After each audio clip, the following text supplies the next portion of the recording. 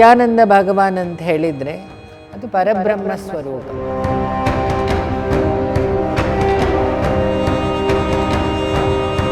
ನಿರ್ಗುಣ ನಿರಾಕಾರಾದ ಪರಬ್ರಹ್ಮ ವಸ್ತು ತನ್ನ ಮಾಯೆಯಿಂದ ತಾನೇ ರೂಪ ಧರಿಸಿ ಬಂದರೆ ಅದು ನಿತ್ಯಾನಂದ ಭಗವಾನಾಗಿ ಹೇಳ್ಬೋದು. ಹಾಗೆ ಆ ಬೆಳಕೆ ಸಗುಣ ರೂಪದಲ್ಲಿ ಶಿರಡಿಯಲ್ಲುಂಟು, ಸಗುಣ ರೂಪದಲ್ಲಿ ಮಾಣಿಕ್ಯ ಪ್ರಭುವಲ್ಲುಂಟು, ಹಾಗೆ ಸಗುಣ ರೂಪದಲ್ಲಿ ಆ ಬೆಳಕು ಗಣೇಶಪುರಿಯಲ್ಲೂ ಇತ್ತು.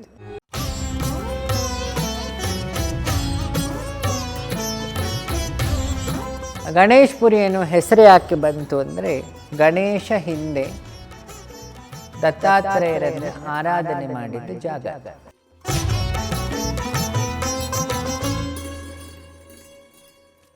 ಹಿಂದೆ ಅತ್ರಿ ಮತ್ತು ಅನಸೂಯ ಅಲ್ಲಿ ವಾಸ ಇದ್ದರು.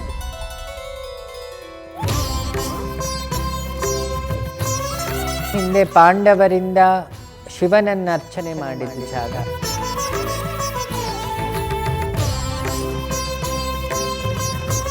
ಯೋಗಿಯ ಬೆನ್ನು ಮೂಳೆ ಇದೆಯಲ್ಲ, ಅದರಲ್ಲಿ ವಿಶೇಷ ಶಕ್ತಿ ಇರುತ್ತೆ. ಯೋಗಿ ದೇಹ ಬಿಟ್ಟ ಮೇಲೂ ಇರ್ತದೆ.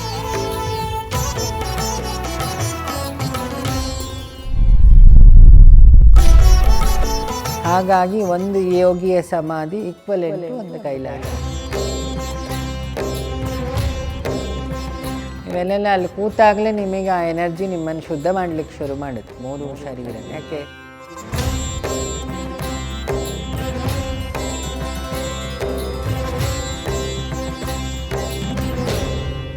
ಎಲ್ಲರ ಪ್ರಶ್ನೆ ಇತ್ತು, ನಿತ್ಯಾನಂದ ಭಗವಾನ್ ಬಗ್ಗೆ ಮಾತಾಡಬೇಕು ಅಂತ ಹೇಳಿ, ಗಣೇಶಪುರಿ ಬಗ್ಗೆ ತಿಳಿಸ್ಬೇಕು, ನಾಮಜಪ ಯಾಕೆ ಮಾಡಬೇಕು, ನಾಮಜಪ ಮಾಡಿ ಯಾಕೆ ದೇವರ ದರ್ಶನ ಮಾಡಬೇಕು, ಮತ್ತು ಗುರುಗಳ ಸಮಾಧಿಗಿರೋ ಪ್ರಾಮುಖ್ಯತೆ ಏನು ಅನ್ನೋದು ಪ್ರಶ್ನೆ.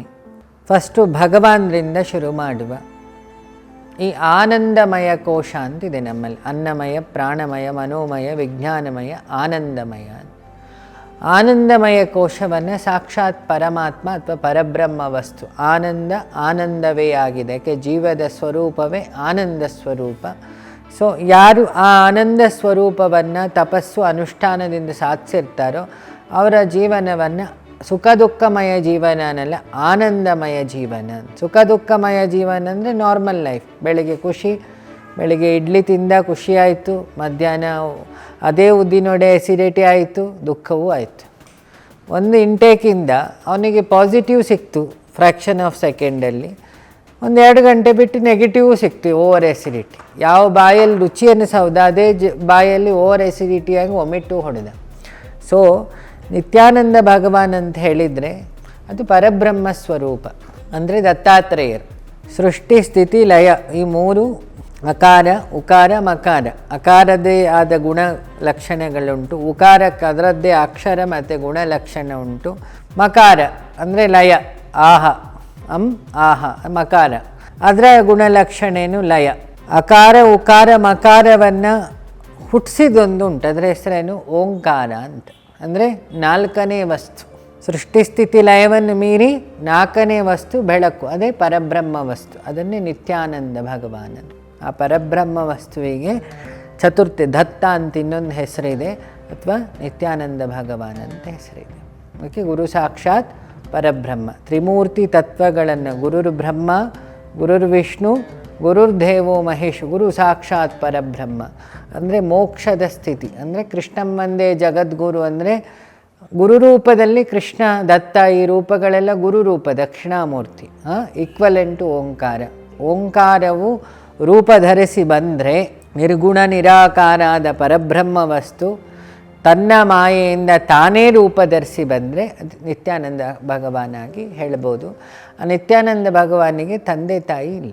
ಶರೀರ ಸ್ವಯಂ ಪರಬ್ರಹ್ಮ ವಸ್ತು ತಾನೇ ಶರೀರವನ್ನು ಧರಿಸಿ ಭೂಮಿಗೆ ಬಂದಿದೆ. ಹೇಗೆ ಶಬರಿಮಲೆ ಅಯ್ಯಪ್ಪ ಬೆಳಕು ಮಗುವಿನ ರೂಪ ಧರಿಸ್ತೋ, ಹಾಗೆ ಭಗವಾನ್ರು ಅಯ್ಯಪ್ಪನ ದೇವಸ್ಥಾನದ ಹತ್ರನೇ ಅಲ್ಲಿ ಮಕ್ಕಳಿಲ್ಲದ ಗಂಡ ಹೆಂಡತಿಗೆ ಈ ರೂಪದಲ್ಲೇ ಸಿಕ್ಕಿದಾಗ ಮಗುವಿನ ಹಿಂದೆ ಸರ್ಪ ಇತ್ತಂತೆ. ಶಬರಿಮಲೆಯಲ್ಲೂ ಆ ಕಥೆ ಇದೆ.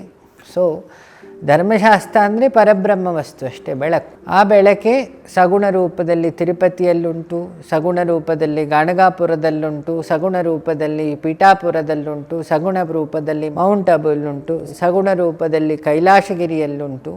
ಹಾಗೆ ಆ ಬೆಳಕೆ ಸಗುಣ ರೂಪದಲ್ಲಿ ಶಿರಡಿಯಲ್ಲುಂಟು, ಸಗುಣ ರೂಪದಲ್ಲಿ ಮಾಣಿಕ್ಯ ಪ್ರಭುವಲ್ಲುಂಟು. ಹಾಗೆ ಸಗುಣ ರೂಪದಲ್ಲಿ ಆ ಬೆಳಕು ಗಣೇಶಪುರಿಯಲ್ಲೂ ಇತ್ತು. ಗಣೇಶಪುರಿ ಏನು ಹೆಸರು ಯಾಕೆ ಬಂತು ಅಂದರೆ, ಗಣೇಶ ಹಿಂದೆ ದತ್ತಾತ್ರೇಯರನ್ನು ಆರಾಧನೆ ಮಾಡಿದ ಜಾಗ. ಗಣೇಶ ಅಂದರೆ ಮೂಲಾಧಾರ ಚಕ್ರ, ಪರಬ್ರಹ್ಮ ಅಂದರೆ ಸಹಸ್ರಾರ ಚಕ್ರ. ಮೂಲಾಧಾರದಿಂದ ಉಪಾಸನೆ ಆಗಿದೆ ಅಲ್ಲಿ ಪರಬ್ರಹ್ಮ. ಮತ್ತು ಗಣೇಶನನ್ನು ಚತುರ್ಥ್ಯಾ ಸ್ಥಿತಿಯಲ್ಲಿ ನೋಡಿದರೆ ಅದು ಪರಬ್ರಹ್ಮವೇ. ತ್ವಂ ಬ್ರಹ್ಮ ತ್ವಂ ವಿಷ್ಣು ತ್ವಂ ಶಿವ. ಯಾಕೆ ಗಣೇಶನ ಚತುರ್ಥಿ ಅಂದರೆ 4, ಅಂದರೆ ಚತುರ್ವಿಧ ಪುರುಷಾರ್ಥದಲ್ಲಿ ಮೋಕ್ಷದ ಸ್ಥಾನ, ವರ್ಣಾಶ್ರಮದಲ್ಲಿ ಸನ್ಯಾಸದ ಸ್ಥಾನ, ಗುಣಗಳಲ್ಲಿ ಅವಸ್ಥಾತ್ರಯ ಅಲ್ವಾ, ಸುಷುಪ್ತಿ ಜಾಗೃತ ಸ್ವಪ್ನ, ಈ ಮೂರನ್ನು ಮೀರಿರೋ ಅವಸ್ಥಾತ್ರಯ. ತುರ್ಯಾಂತೇಚ ಪ್ರತಿಷ್ಠಿತ ಅಂದರೆ ಗಣಪತಿ ಅಥರ್ವಶೇಷದಲ್ಲಿ ಗಣೇಶನನ್ನು ನೋಡಿದರೆ ತ್ವಂ ಓಂಕಾರ ಪರಬ್ರಹ್ಮ. ಆ ಪರಬ್ರಹ್ಮ ವಸ್ತು ಒದ್ದ ಗಣೇಶ ಆರಾಧನೆ ಮಾಡಿದ ಜಾಗ ಗಣೇಶಪುರಿ.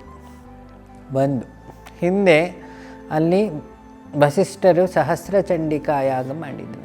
ಆ ಚಂಡಿಕಾ ಯಾಗಕ್ಕೆ ರಾಕ್ಷಸರು ಅವರ ಯಜ್ಞವನ್ನು ಉಪಟಳ ಮಾಡ್ತಿದ್ದಾಗ ಭಗವತಿ ವಜ್ರೇಶ್ವರಿ ರೂಪದಲ್ಲಿ ಇಂದ್ರನ ಆಯುಧವನ್ನು ಉಂಗದವಳು. ಆ ವಜ್ರೇಶ್ವರಿ ಆಜ್ಞಾಚಕ್ರದಲ್ಲಿ ಹೇಳ್ತೀವಿ. ವಜ್ರೇಶ್ವರಿ ಎಲ್ಲಿ ಬರ್ತಾಳೆ ಅಂದರೆ ಲಲಿತಾ ಸಹಸ್ರನಾಮದಲ್ಲಿ ಬರ್ತಾಳೆ, ಇಲ್ಲ ಖಡ್ಗಮಾಲದಲ್ಲಿ ಬರ್ತಾಳೆ. ನಿತ್ಯಕ್ಲಿನ್ನೆ, ಬೇರುಂಡೆ, ವಜ್ರೇಶ್ವರಿಯಲ್ಲೇ ಬರುವುದಲ್ಲಿ. ವಶಿನ್ಯಾದಿ ವಾಗ್ದೇವತೆಗಳು, ಅಣಿಮಾದಿ ದೇವತೆಗಳಲ್ಲೆಲ್ಲ ಅವರ ಹೆಸರು ಬರ್ತದೆ. ಆ ವಜ್ರೇಶ್ವರಿ ತ್ರಿಶಕ್ತಿ ರೂಪಿಣಿ ಇರೋ ಜಾಗ ಯಾವುದು? ಗಣೇಶಪುರಿ ಹತ್ರ ಸ್ವಲ್ಪ ಜಾಗ, ಚೂರು ದೂರದಲ್ಲಿ ವಜ್ರೇಶ್ವರಿ ಇದ್ದಾಳೆ. ಒಂದು ಜಾಗದ ಮಹಿಮೆ. ಮತ್ತು ಯಾವ್ಯಾವ ದೇವತೆಗಳು ಬಂದ ಚಂಡಿಕಾ ಯಾಗದ ಹವಿಸ್ಸನ್ನು ತಗೊಂಡಿದ್ರು ಆ ಎಲ್ಲ ದೇವತೆಗಳಿಗೋಸ್ಕರ ಅಲ್ಲಿ ಕುಂಡಗಳಿದೆ. ಹಿಂದೆ ಅತ್ರಿ ಮತ್ತು ಅನಸೂಯ ಅಲ್ಲಿ ವಾಸ ಇದ್ದರು. ಮತ್ತು ಅಲ್ಲಿ ನವನಾತ್ರಗಳ ಸಮಾಧಿ ಇದೆ. ಭಗವಂತರೇ 2-3 ನವನಾತ್ರ ಸಮಾಧಿಗಳನ್ನು ರೆನೋವೇಟ್ ಮಾಡಿಸಿದ್ರು. ಮತ್ತು ಗಣೇಶಪುರಿ ಹಿಂದೆ ಪಾಂಡವರಿಂದ ಶಿವನನ್ನು ಅರ್ಚನೆ ಮಾಡಿದ್ದ ಜಾಗ. ಇವತ್ತು ಅಲ್ಲಿ ಚಂದ್ರನಾಥ ಲಿಂಗ ಇದೆ. ನೀವು ಚಂದ್ರಮೌಳಿ ಅಂತೀವಿ, ಅಲ್ಲಿ ಚಂದ್ರನಾಥ ಅಂತ. ನಾಥಪಂಥದಲ್ಲಿ ಕಾಲದಿಂದ ಅದು ಚಂದ್ರನಾಥ. ಅಲ್ಲಿ ಬಿಂದು ಬಿಂದುವಾಗಿ ನೀರು ಇವತ್ತು ಆ ಲಿಂಗದ ಮೇಲೆ ಬೀಳುತ್ತದೆ. ಇನ್ನೊಂದು ರಹಸ್ಯ ಗಣೇಶಪುರಿದು. ಮತ್ತು ಗಣೇಶಪುರಿ ಈ ಯುಗದ ಪಾವಿತ್ರತೆ ಇಲ್ಲ, 4-5 ಯುಗದಿಂದ ಪಾವಿತ್ರ ಆದ ಜಾಗ.